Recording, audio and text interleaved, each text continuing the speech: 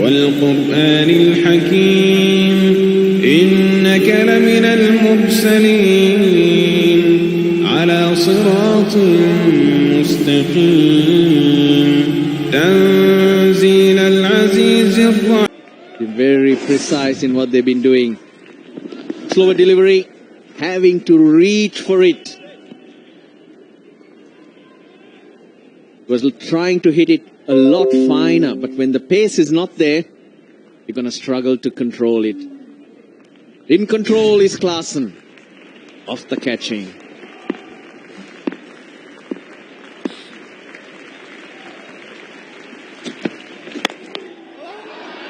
Taken. No timing at all there for Basil Hamid. Singh is looking to go over, looking for the big shot. At the moment, the big shot's finding the fielders for the UAE.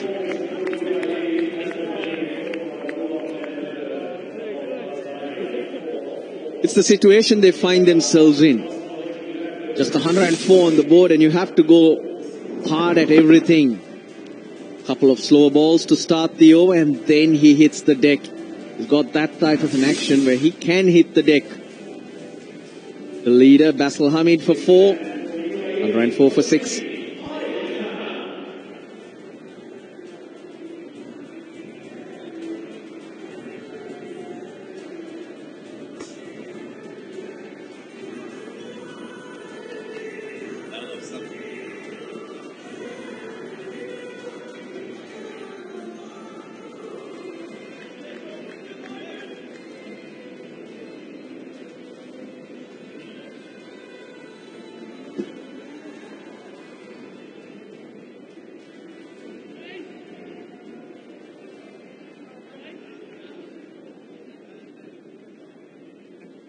Right, new man in. Aryan Afzal Khan, just 16 years old, the youngest ever to play in a T20 World Cup. Come on, young man. When we were young, you're told you don't bowl bouncers to kids. It took a while to signal the wide. He looked at the square leg umpire. Greeted with a short one. This is a wicket. Slow balls followed by back of a length one. He hits the deck, gets it to bounce, and this time not the bottom of the bat, but high on the bat.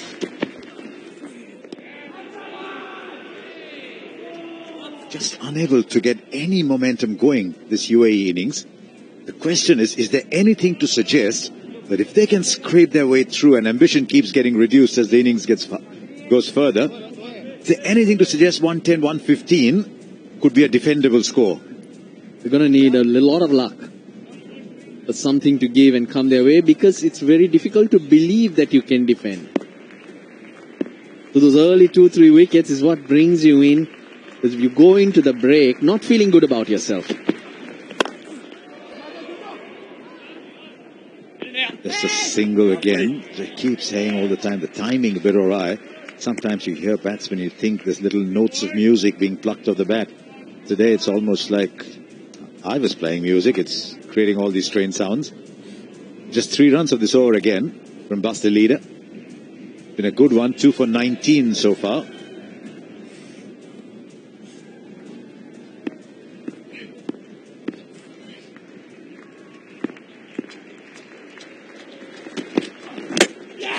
He's knocked him over. Full hitting base of leg stump. Just one for the captain. They're all going back very, very quickly at the moment from 91 for 2, now 106 for 7.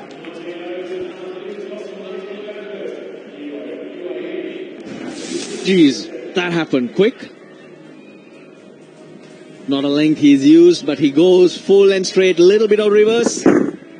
Goes across the stumps ever so slightly, exposing the leg stump. But there was nice shape into the right-hander. 3 wickets in the over. Rizwan's the man gone for 1. 106 for 7.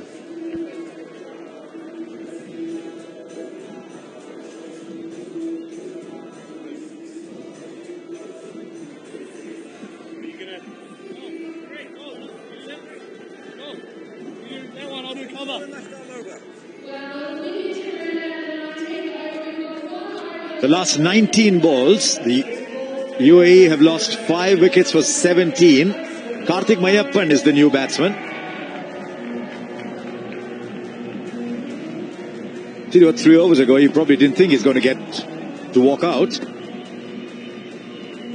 He'll be at the non-strikers end. It'll be young Aryan Afzal Khan. This is Karthik Mayappan, pretty young man himself, just 22.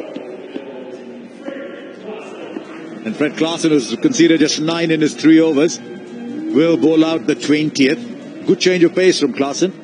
Early on, got a couple to swing into the right-hander as well. 106, the UAE. Is there something at the end? The ball's gone up, but it's going to land bang in the middle of an equilateral triangle.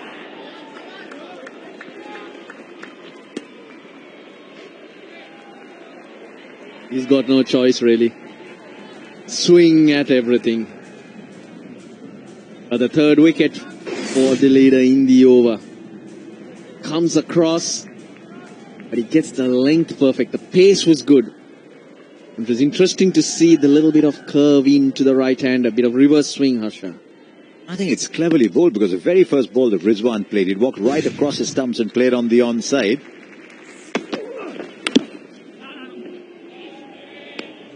Can the UAE look at this and say, right, it's not that we couldn't play shots, we tried to play shots, it didn't happen. So maybe we bowl well, we've got a chance here too. Something like a Yorker, though. Saw Sam Curran bowl one the other day at base of leg stump. That was outstanding thinking. Set the field for a different delivery. And then bang went leg stump. Had everyone in awe after that delivery. The execution and the thought process leading to it. How good at these last 2 deliveries been. He knows the batsman's on the charge, but not ball is a win for the bowler. Just 3 balls left in this UAE innings now. Now he's got the gap, but there's a fielder to cover up. Oh, there's going to be a struggle. There is a struggle, but he gets there because the throw was wide. It slipped at the non-striker's end. And too much to do for Edwards this time because he's left hand dominant. And from the angle he was to throw it at the keeper's end or his stumps was a little harder. But he runs wider though. Why didn't he break the stumps at his end? Did he have the time? Let's take a look. Let's take a look when he gathers the ball with the fielders. Yeah, he had to make a lot of adjustments to throw at the stumps at his end.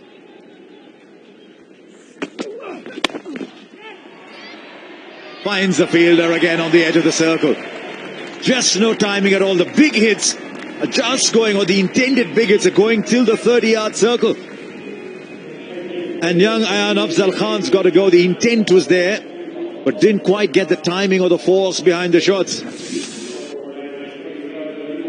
Yeah, looks to launch.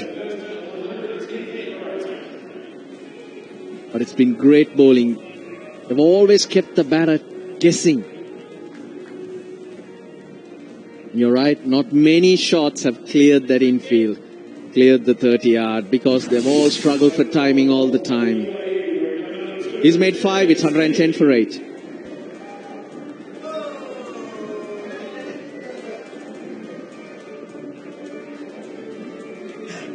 Oh, poor young man, that's twice that he slipped in 2 balls.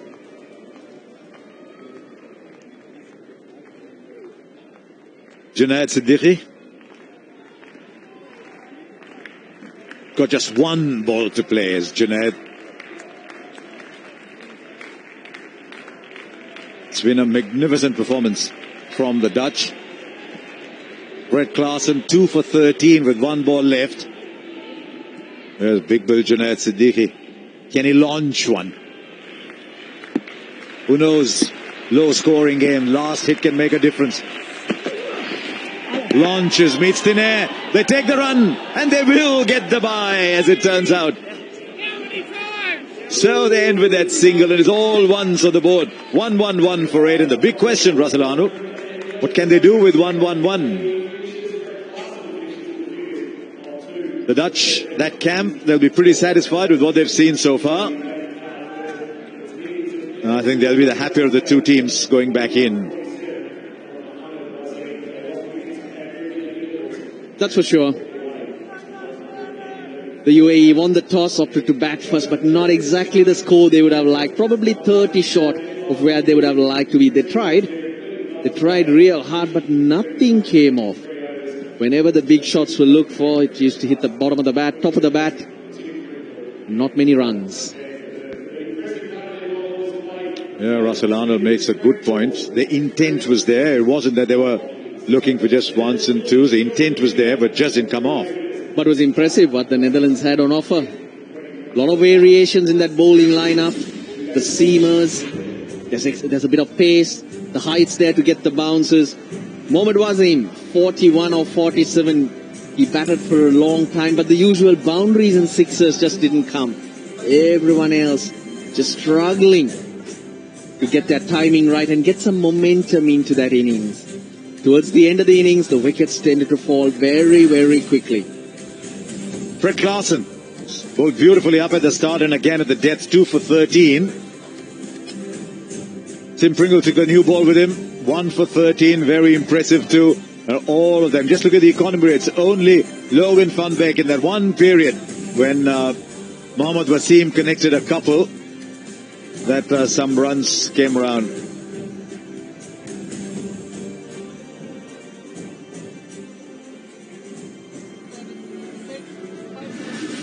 Yeah, time to go down there and hear from the Dutch camp. Here's Natalie Germanis. Fred, thanks so much for your time. Having a look at that score on the board, obviously it looks well within the batters. In terms of the pitch, though, it looks a bit different than from the first game. How do you sum it up? Absolutely. I don't think it was easy for the batters. We didn't take as many wickets as we'd liked within the power play, but we sort of contained them quite well. And I think it was just a bit sort of too pace. You saw there's a bit of turn there quite early from Tim Pringle, who probably bowled very well, set up the game nicely for us, set up the innings real nicely for us, and Roelof was hard to get away. Us as seamers, I think we just hit good lengths, hard lengths, which made it really difficult for the batters to score. Even they sort of had partnerships in terms of being out there for a long time, but couldn't really get away from us. So pretty happy with the score that we contained them to. It's an interesting shaped ground, isn't it? You've got to get your angles right, obviously, as fielders. Tell us about the fielding. Yeah, it's obviously really, relatively short, wide, but very long straight. So you saw sort of long on, long off could always be quite square, and all those boundary riders would keep kind of trying to push them around. We didn't, even in the first game, didn't really see many boundaries hit back past the bowler. So you got to try and be smart with that, smart with the angles, and I think we did that quite well tonight. Well, so far it's been a good start. Enjoy the chase. Yeah, thank you, Nelly. Cheers. Interesting for a bowler to say it wasn't easy to bat, but I think they've got to believe they've done enough. Look at what happens in the last in the death overs, as we call them. 26 for 6 earlier. Namibia made 68 for 1 of the back 5. There's only the middle overs where they had reasonable success. 54 for 2. So that's where they finished now at 111 for 8. That means the Dutch just have to keep their wits around them, knock the ball around, try and get to 112. If they don't, tell you what, we've got a great late evening on our hands.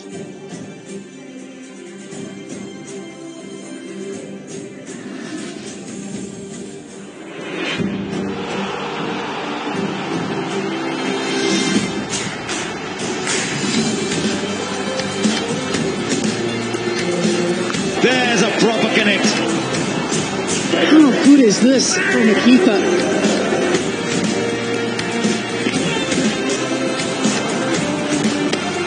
Yeah! Pringle strikes. To save the world since £330 on their car insurance. Good.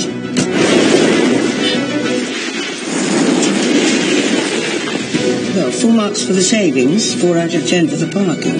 The rest of you keep focused. Let's start saving people serious money.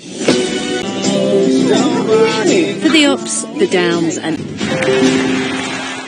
energy to a world that can't stop. Discover how real-time data visibility of the complete supply chain allows us to achieve a 99.8% delivery record. Aramco, powered by How.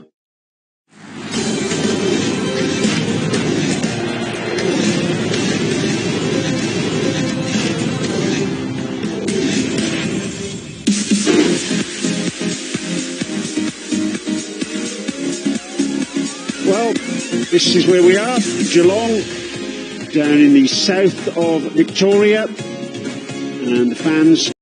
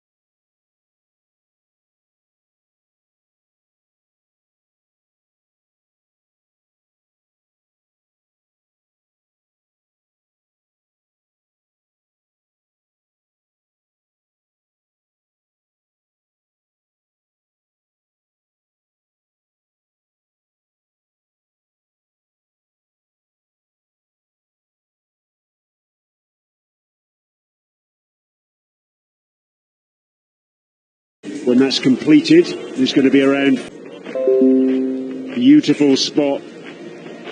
And Victoria really is a fantastic state. Australia is a wonderful country.